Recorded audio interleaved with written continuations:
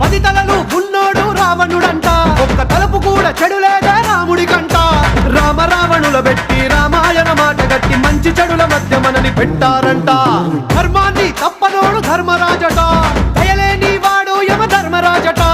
వీడి బాట నడవకుంటే వాడి వేటు తప్పదంటూ ఈ బతుకును నాటకంగా ఆడిస్తున్నారంట. రంగా రంగా రంగస్థలాన ఆడడానికంటే ముందు సాధనంటూ చెయ్యలేని ఆట బొమ్మలం అంట మనమంతా.